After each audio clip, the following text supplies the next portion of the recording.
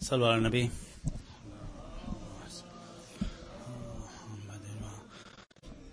Tonight we have got our Secretary General of the World Federation, Shan Abbas Hasham, who is going to deliver his second part of the two-part series of lectures on the history of Khoja and our way forward.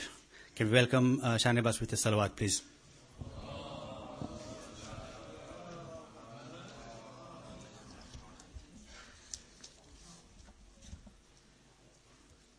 أعوذ بالله من الشيطان الرجيم بسم الله الرحمن الرحيم ربي شحري صدري ويسر لي أمري واحلل عقدة من لساني يفقهوا قولي. My dear elders, brothers and sisters, Salamun Alaikum. Salam. Last week we embarked on a journey. A journey some would describe as destiny, some will describe as luck, and some would describe as maybe a calling to the faith. Nevertheless, it was a journey undertaken by some pioneers 100 or 150 years ago. Before we continue the journey today, I want to take a very brief look at what we had discussed last week.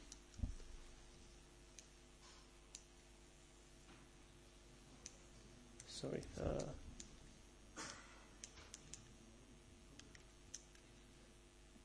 Right, next slide, please. I think there's an issue with the next slide.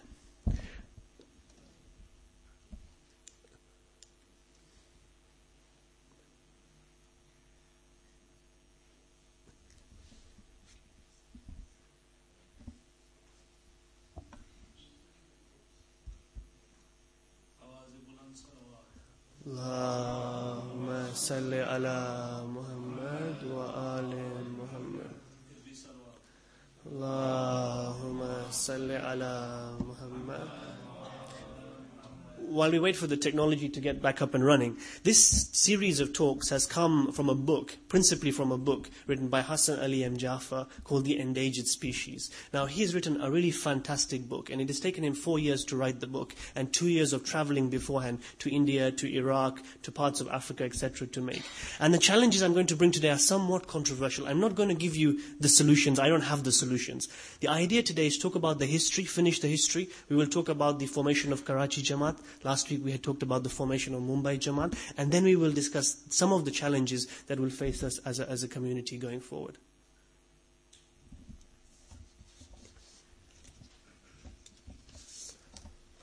Right, while we wait for them, slide 1 was about the Khoja population. We said that the global population is about 6.9 or 7 million. The Muslim population about 1.6 million. And the Shia population around the world, 200 million. The Khoja population, well, it's between 100 to 150,000. So let us say it's 120,000, which is the most common figure. That would make us 0.06% of the entire Shia community. The next slide, and I'm sure at some point we'll come to it, was the Khoja population at a snapshot. And what we did, and we showed this last week, was where do the Khoja community live today? Well, 40,000 Khoja community members today live in Karachi or in Sindh, the majority of them in Karachi. In India, we have 21,000 Khojas across Kathiawar, Kutch, Gujarat, and Mumbai. Gujarat having the majority of the people there. In Africa, we have 14,000, and then we discussed in other parts of the world, the population is much small. Indian Ocean Islands, 6,500, mainly in Madagascar. In the UK, we have 10,000 Khoja Shia Ishnasharis. In the US, we have 3,000. Middle East, we have 2,000, so on and so forth. So 1/3 of our population is in Karachi, and if you look at it, half our population is still based in India or Pakistan. We then looked at the fact that actually we had come from the Hindu faith. And within that Hindu faith there is a caste order. And we came from the Vasya caste, which was either the commoners or the merchant class. A long debate took place last week of whether we're really from this or not, etc., etc. So we are therefore from the Vasya side. And from there the Luanas. And that's where we came from. And we originated in Sindh, Kutch and Kathiawar. We converted, we discussed last week, because of Ismaili dais or peers that had come. Now, Islam was coming to India in many different ways. It was coming mostly from Iran and the Arab part. And there were certain Ismaili dais who were coming and spreading the faith. The one we discussed most last week was Pir Sadruddin al-Husseini, who was the founder of the Ismaili sect. In particular, he had converted the Loanas into a religion called Satpanth, which was part of the Ismaili sect. And where did the name Khoja come from? Well, when the Hindus were turning into the Satpant Aga Khani Ismaili sect, they were known as Khoja, meaning honorable Lord or honorable worshipper. And we said that Satpan still exists today. Satpan is a branch of Ismailism which still carries on. And in fact, they have about 15 to 20,000 people in India who still follow this religion. And what was the central tenet of this? Well, we discussed last week that the central tenet of our faith in the Ismaili Satpant branch was about the reincarnation of God. It was a mix of Hinduism and Islam. And in particular, it was about the reincarnation of God in several ways. We discussed the works of Pir Sadruddin last week, and the fact that Pir Sadruddin had written a book called Ninth Avatar, which the Khojas had believed at the time. Ninth Avatar, in which he said that Buddha was the 9th reincarnation of Vishnu. And he then written a book called the 10th Avatar, in which he said that Imam Ali was the 10th reincarnation of Vishnu. This was our belief not very long ago, only 150 years ago. We talked about some of the central figures in the history of our community. We talked about Mullah Qadir Hussain, now known in history as Mullah Qadir Hussain Karbalai. We talked about Ayatollah Mazandarani and Jamal Dewji and others as well. Last week, we gave a very detailed profile of Mullah Qadir Hussain, who was a Shia student from Madras who went to Karbala to further his Islamic knowledge. He had a chance meeting with Nur Muhammad and Dewji Jamal in Karbala. And as a result of this, Dewji Jamal and Nur Muhammad went to meet Ayatollah Mazandarani and shocked him that these were Shias, but they believed in the reincarnation of God and they believed Imam Ali to be God. And at the time, they shocked the marja there that we had 46 gods. We also discussed that it was because of the encouragement of Mullah Qadir Hussain, and in fact the edict from Ayatollah Mazandarani that Mullah Qadir Hussain went from Karbala to Mumbai to spread the Shia Ishnashri madhab, and it was because of this double affinity with marjas that we managed to gain this faith. Last week we also discussed, and I'm running very quickly because this is available online for more detail. We also discussed the role of Lalan Aladina in Karachi and the fact that he undertook the first tabligh work in Karachi. We didn't have time to go further into Lalan Aladina and profile him. But he was actually a businessman in the fish trade. He was no Maulana or Mullah, but he had a yearning for the Shia Ishnashri faith. And he was the one who was spearheading the conversion in Karachi. We discussed last week the suffering, the pain that was endured by Mullah Qadir Hussain in Mumbai and his fellows, and by Lalan Aladina in Karachi and his followers to make sure we came to this faith. We discussed the concept of excommunication, social boycott, economic boycott, family ties were being broken, the fact that we had nowhere, the Khoja Shia Ishnashris had nowhere to bury the dead, and the fact that even assassinations took place as well. This is what we had discussed last week. I'll just go on to slide 5. Here, we discussed this as well last week. We also showed the photographs of those who had died. So if you have a look, there's Lalji Sarjan and Hilji Arakia. These were 2 who had died, and the other 2 were wounded badly. We discussed about these assassinations. We even discussed about the first Khoja Shia Ishnashri who killed a Khoja Ismaili, Killu Katau. We discussed about him and the history of what happened. The fact was, there was a huge bad feeling between the Shia Ismaili community and the Khoja Shia Ishnashri community at the time. We also discussed and had a little bit of time to look at the early Shia Ishnashri centers, the Khoja Shia Ishnashri centers in India, Zanzibar, East Africa, and the Indian Ocean Islands. Today, I want to spend a few moments to discuss the history of the Karachi Pirai Mosque. It would be wrong to discuss only the history of Mumbai when the history of Karachi Jamaat is so important, and the history then of the institutions that we built. However, we will not have time today to go into some other key events in the history of the Khoja community. For example, we will not have time to discuss the Uganda exodus, which was critical in the history of our community, or the Somali exodus, or even the biography of some of the more modern Khoja Shia Ishnashris who have made a massive impact. For example, Marhum Mullah Asghar and other leaders. So, Karachi Jamaat formation. Last week we looked at the work of Mullah Qadir Hussain in Mumbai, and we said similar work was undertaken by Lalan Aladina in Karachi. In a book, which is a famous book for this in Gujarati, Khoja Biradari no Itihas, Pyarali Hirani recorded that in 1871 there were 2 groups within Karachi. One group the main group, were the followers of Aga Khan.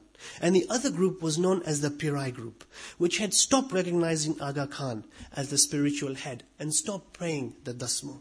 Dasmo, as we discussed last week, is a levy that is paid by the Khoja Ismailis to the Aga Khan, part of the 12.5% that they need to give.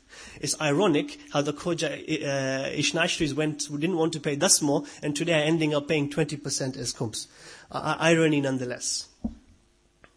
Hassan M. Jafar, in his book, The Endangered Species, says the word Pirai is a Sindhi word. If you remember, when we looked at the history, the Khoja Gujaratis went to Mumbai in the first stage, and the Khoja Sindhis went to Karachi. Now, the word Pirai, according to him in Sindhi, is a Sindhi word, and it apparently means people who perform matam together. In Farsi, we are told Pirai also means a matam khana. In any case, the Khoja community then became known as the Pirai community, and up until today is known as the Karachi Pirai Jamaat. The first 4 people who were excommunicated from the Khoja Ismaili Karachi Jamaat were Ghulam Ali Chagani, Nasser Lutful Ali, Ghulam Hussain Qasam, and Nur Muhammad Lalan. In 1876, 4 men donated 250 rupees each for a piece of land to build a mosque. They were Ghulam Hussain Chagala, Abdullah Jagan, Thawar Maria, and Lalan Aladina. The site they purchased is exactly the same site where the Jamaat is today.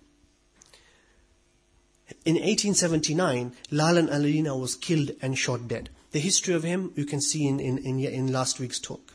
2 years earlier, he had also survived an assassination attempt, but in 1879, he was shot dead.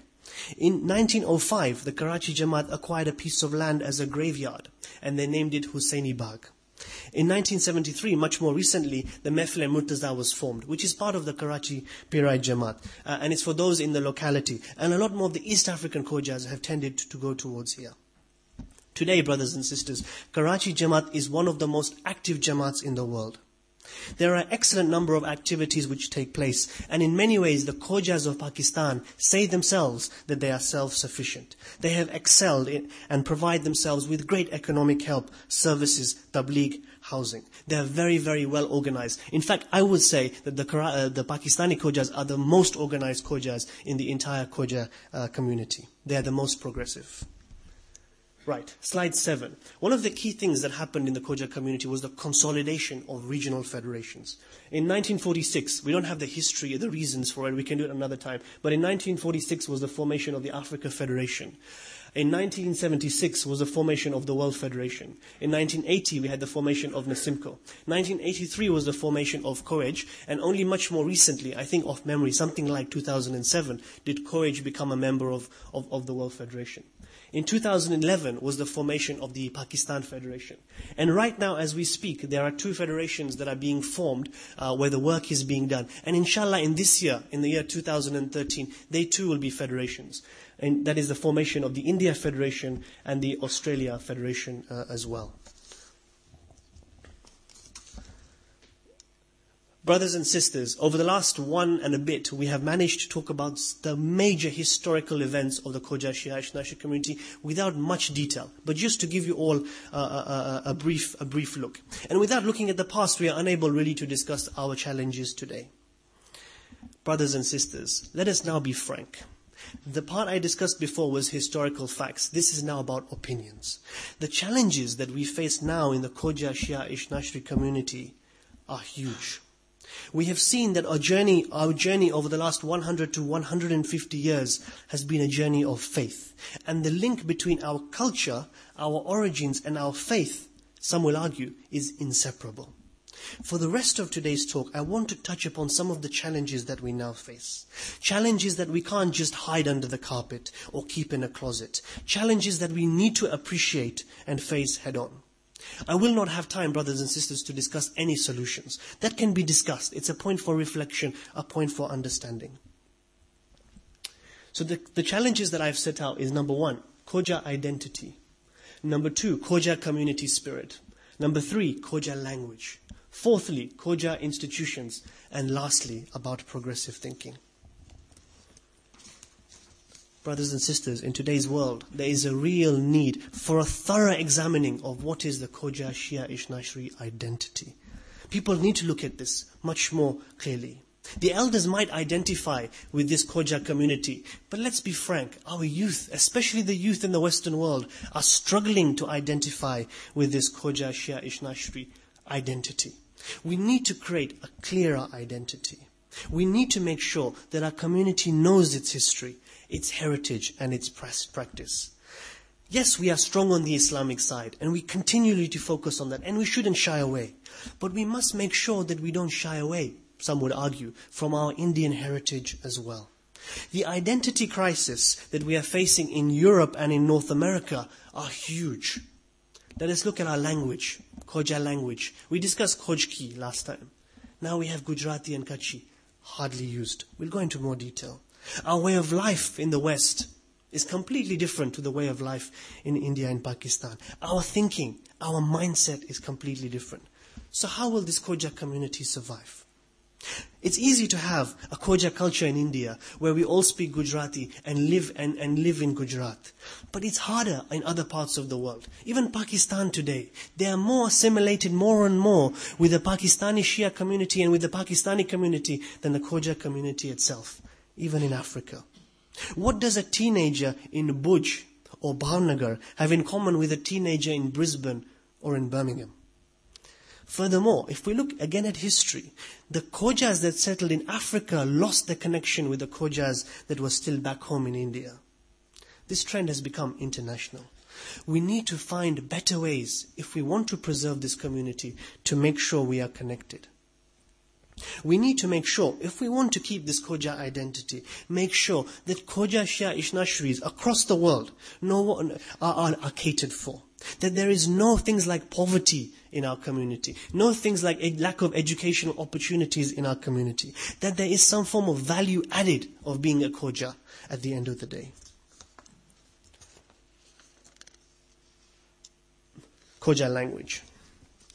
Right. This is a very, very hot topic, and we will probably agree to disagree. But it's worth putting a point of view across, and it's only a point of view.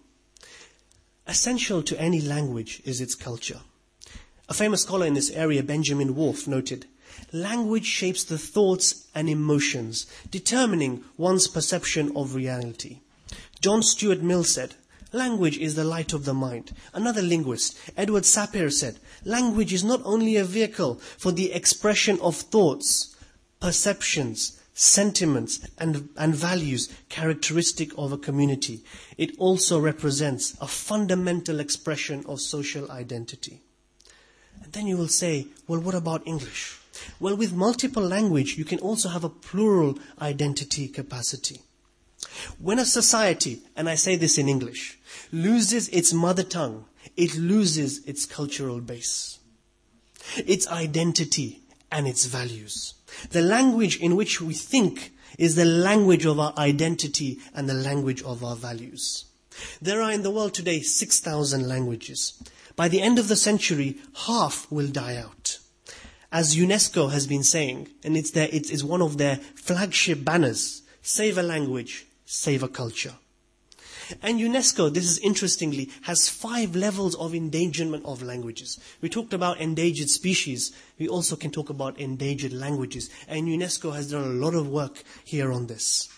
The different categories are safe, vulnerable, definitely endangered. And when we look at vulnerable, they have defined it. Vulnerable is a language not spoken by the children outside the home. Definitely endangered is when children don't speak this language. And severely endangered is spoken only by the older generations. So let us look at our languages for us as the Khoja community. Is it safe? Is it vulnerable? Is it definitely endangered? Or severely endangered? You decide.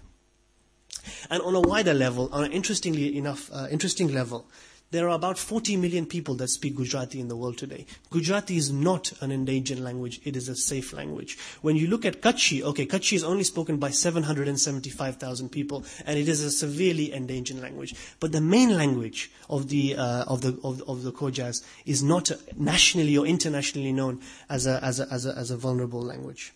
Ayatollah Sistani has advised, when he was, again and again, whenever he meets delegations of the Khoja community, but this one is written down, when he met a Khoja community in 2005, and I use him because I don't want to just use Western scholars. Let us look at our own Marja Taqlid, what he said. He says, language and culture unify and bring people together in their own family.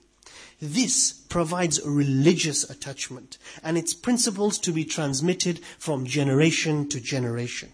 The absence of this sense of partnership and unity will certainly lead to a dispersion of the people in their own community after 2 or 3 generations. Consequently, the religious interest will diminish and its spread will go. This will lead the community to be deviate and be lost. Now, Sayyid Sistani was saying this not to anybody, he was saying this to a Khoja delegation from Paris. This is a fundamental message that we need to think about. One of the biggest challenges. And there are many here who will say, well, how is this true? Well, let's look at the Jose festival that takes place every year in the Caribbean. If you look at the Jose festival, they are Shias originally from India. They had converted when we had converted. They are Shias of Bihar, we are Shias of Gujarat. They went to the Caribbean, we went to Africa. Look at them today. Every year they gather in Ashura, and what do? They have a carnival to celebrate the birth of Hussein. Not even Hussein, not even the message of Hussein. Today they go for that. And that's my argument, that culture and religion is now so intertwined that if we want to keep our religion, we need to keep our culture as well. Tame jo ame Khoja na imam mara mana avine ame Khoja no molvi che. Ane ame Urdu ma bhasha ma majlis thai che. Can you imagine? Khoja Shia Ishnashris going to a Khoja Shia Ishnashri imam bara from a Khoja Shia Ishnashri Maulana and listening to Urdu. Just my perception. I might be completely wrong. And that is fine. Just a suggestion. If we wanted to keep this language, we need to have it in every place. In our madaris, in our schools, in our lectures as well. And you can see that. Look at the Khojas of Madagascar and Paris. How they speak Gujarati. And look at the East African Khojas, how they don't know Gujarati now. Look at the difference between the two. Which one is more closer, has affinity with its culture, and which one doesn't. How can you revive language? You will all say, "Abe thei gyu, bas thei gyu, abe language pati gayi, bhasha pati gayi, bata bhuli gaya, bachao nati bolta." Let's look at examples.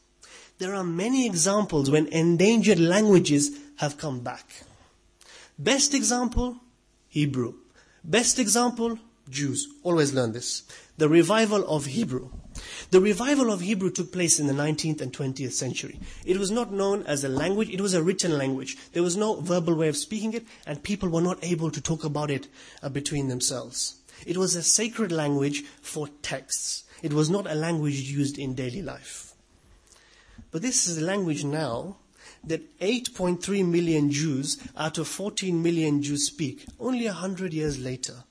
A dying language, not even spoken. Yet the majority of Jews now speak it. And it is the national language of Israel and the language most commonly used in Jewish schools, synagogues, and their Sunday schools. How did it happen?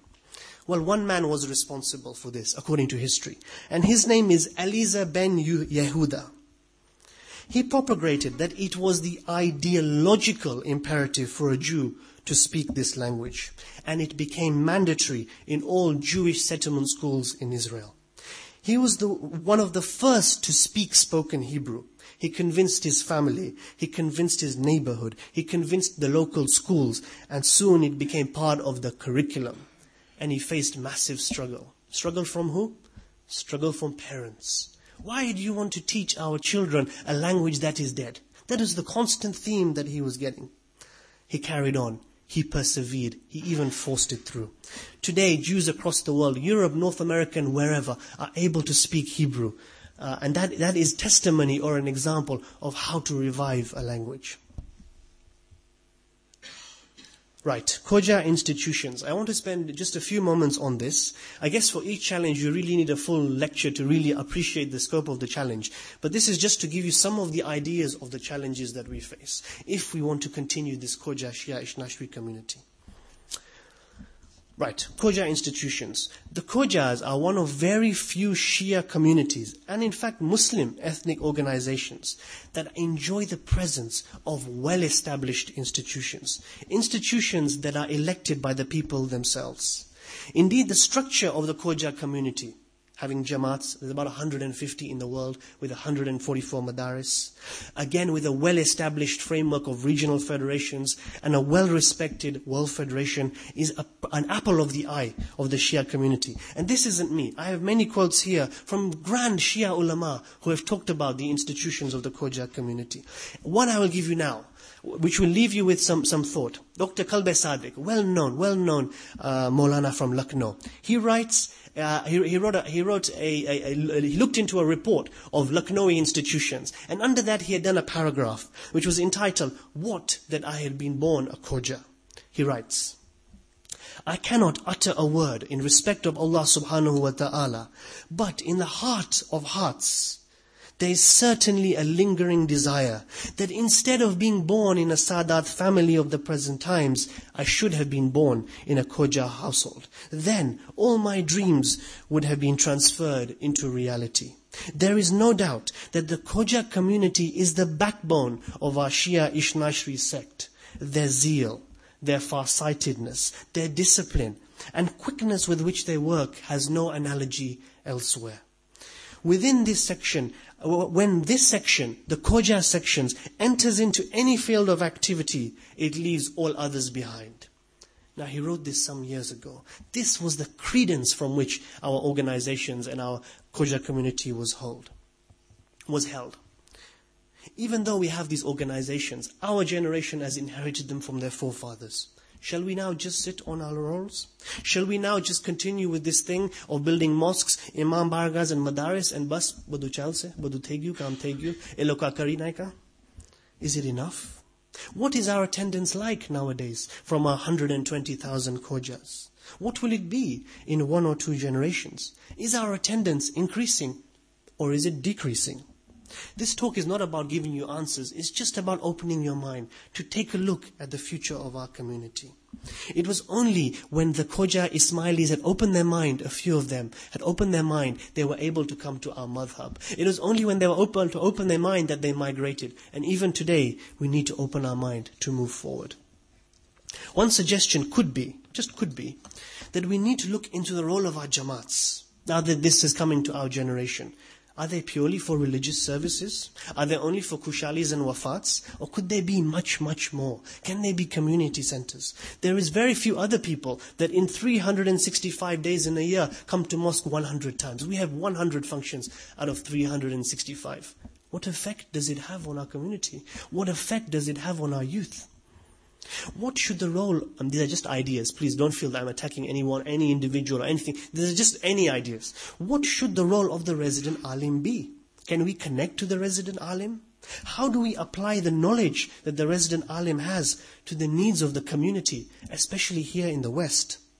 Another question, what should the function of our regional federations be?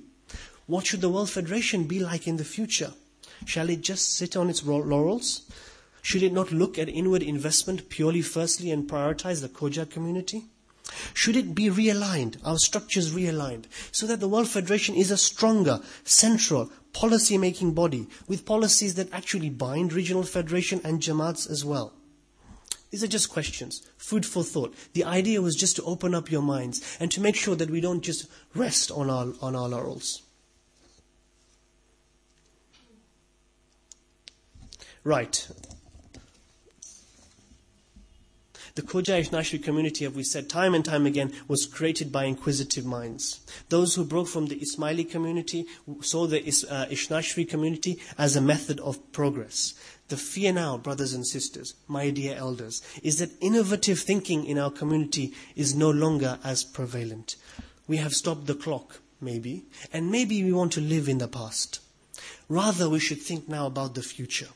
We need to make sure that if we want to retain our culture, and with that our faith, we understand and clearly demonstrate the Khoja identity. We need to make sure that our community is inclusive for all and adds value to the whole Khoja community members. We need to focus on clear community benefits, and we need to be open about social elements as well. All this is reflection. This is not just my ideas. These are just ideas that may be there today.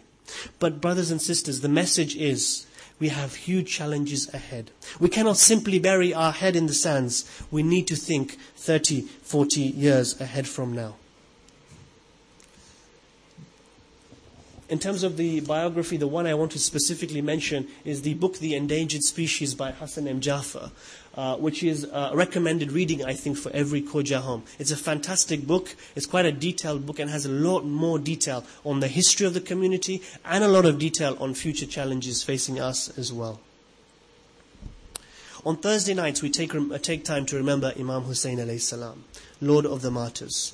Today, I just wanted to highlight the fact that despite all the attempts of the enemies of the Ahl al-Bayt alayhi salam, they haven't been able to take his message away. Let's analyze how they have been trying to do this with one example. And that is the aim of them to eradicate the burial site of Imam Hussein in Karbala. Each time it has been attacked, it has been rebuilt. And I will go through this in the English calendar. In October 1680, Imam Hussein was brutally murdered. He had no one left. No one was even there to bury him. No burial shroud was even offered. And he wasn't given any funeral rites. 4 years later, Mukhtar al-Thaqafi built a mosque there and he erected a dome. But since then, numerous regimes, time and time again, have tried to attack his place. 2 places have been attacked so much. One is the Holy Kaaba and the other one is the Haram of Imam Hussein alayhi salam. And looking today, the presence of this Haram is a sheer miracle. In 1763, during the reign of Al-Mansur, the roof along with the domes were destroyed. During the reign of Harun al-Rashid, the entire shrine was destroyed. Harun al-Rashid could not tolerate the fact that Zawaz would travel all across Arabia to make sure they pay visit to Imam Hussein and the message that Imam Hussein had. In 1850, Al-Mutawakkil destroyed the shrine once again, and he even ordered that the nearby land, including the actual burial site of Imam Hussein, be plowed with animals. He even ordered for the grave to be dug up, and he even tried to wash the body away. He could not succeed. In 1886, yet another tyrant destroyed the shrine. In 1016, an arson attack, a fire, destroyed the shrine again. In 1638, Sultan Murud IV whitewashed the dome once again. In 1801, the Wahhabis attacked Karbala once again. They damaged the shrine. They looted all the expensive items there again. In 1991, Saddam Hussein attacked the Shias there and again attacked the shrine. You can see time again, the shrine of Imam Hussein has been attacked. And the reason for this is the message that Imam Hussein gave. It is something that burns these tyrants because they can't accept the fact that Imam Hussein rose and did a revolution against Yazid. This was the difference between Husseyniyat and Yazidiyat there. Let us end, brothers and sisters, let us end, brothers and sisters, by asking Allah subhanahu wa ta'ala to help hasten the reappearance of our 12th Imam, Ajalallahu ta'ala Farajah Sharif. Let us also end with a Surah Fatiha for all those who have taken a lot of energy, their time, their dedication, their commitment to making sure that this Shia Ishnashri madhab had come to our community. Wassalamu alaikum wa rahmatullahi wa barakatuh.